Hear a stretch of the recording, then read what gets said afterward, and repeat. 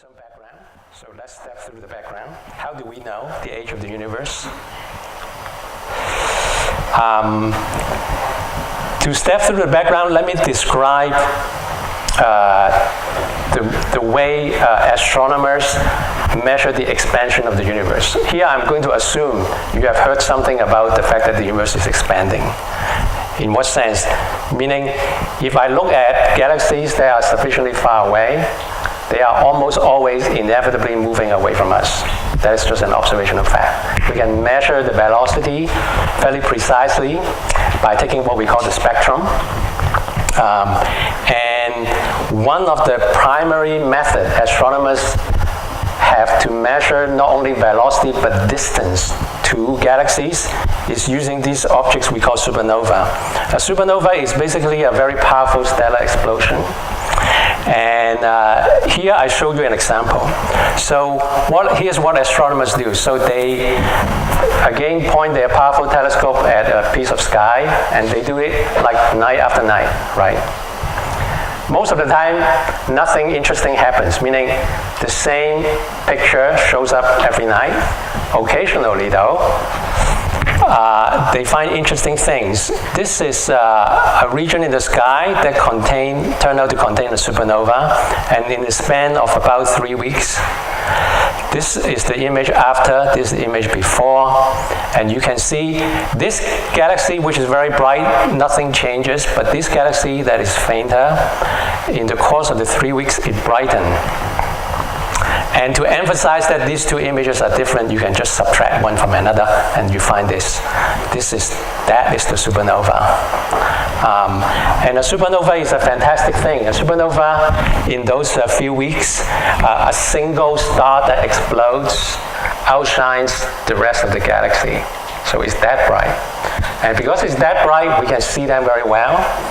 And one of the reasons why we are very interested in supernova is they are very good standard candles. We call them standard candles in the following sense. We know intrinsically how much energy they give out. More or less like a standard light bulb, if you want. If I give you a light bulb and I tell you, oh, this is a light bulb that is 60 watts, you know precisely how much energy it would give out. And that's very useful because if you look at a supernova and you know its intrinsic wattage, so to speak, then by seeing how faint it is, you figure out how far away it must be. Yeah, does that make sense? A light bulb that is 60 watts, if you know it, is very useful because the further away it is, the fainter it is going to be compared respect to you. And just by measuring how faint it is, you can deduce, okay, that light bulb must be this distance away. So we use the standard candle light supernova in the same way. Okay, this supernova, we have empirical reasons to believe they are very good standard candle. We know the energy output.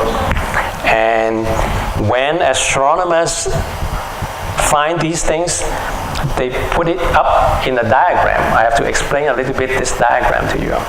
They measure two things. Once again, let me repeat. They are able to measure distance, how far away these things are, because these are good standard candle. They are also able to measure velocity, at what velocity these things are moving away from us. And they make the following diagram, which we call a Hubble diagram. It's the kind of diagram that was first made by the astronomer Edwin Hubble. And let me explain to you what is going on here. Each of these points represents a supernova. And as I told you, each supernova I measured two numbers. One number is velocity. So if a supernova is further to the right, that means it's at higher velocity. The velocity is measured in some units that we don't need to be bothered with right now.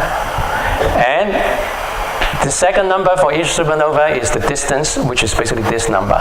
So if the supernova is further along in this direction, that means it's further away from us, distance. So I'm plotting essentially distance versus velocity. And what Hubble found, this was a long time ago, what Hubble found back in the 30s, actually. What he found was not only are the galaxies all moving away from us if they are far enough away. In fact, the further away they are, the faster they are moving. That's what this diagram is showing you. Yeah?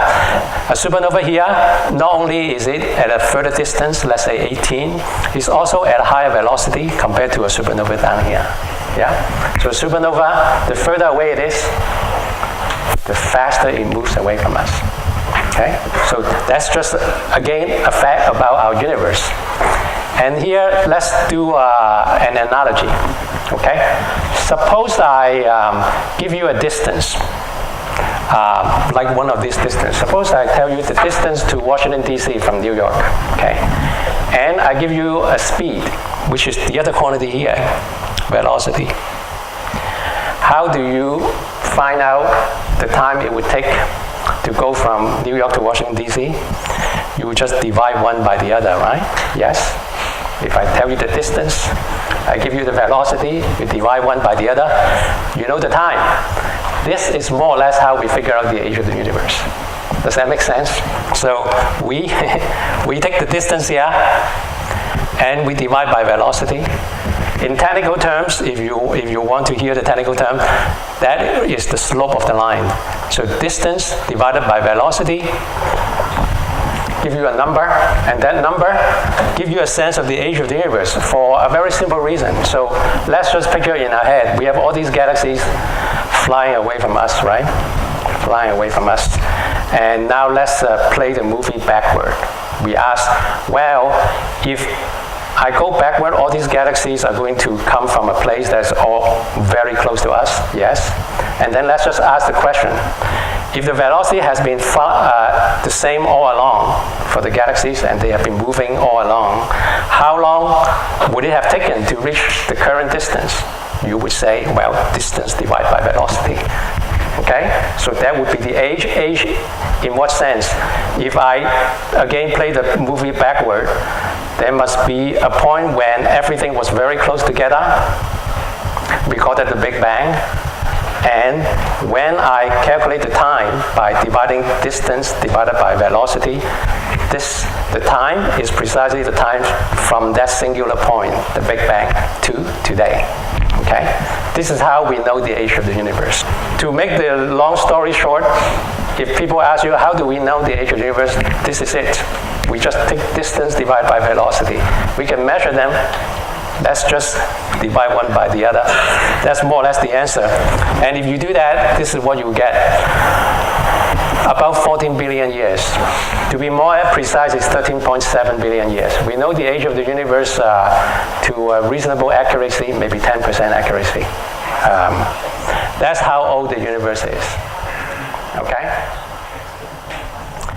Now, once you know how old the universe is, you can actually go back to talk about how big the universe is again.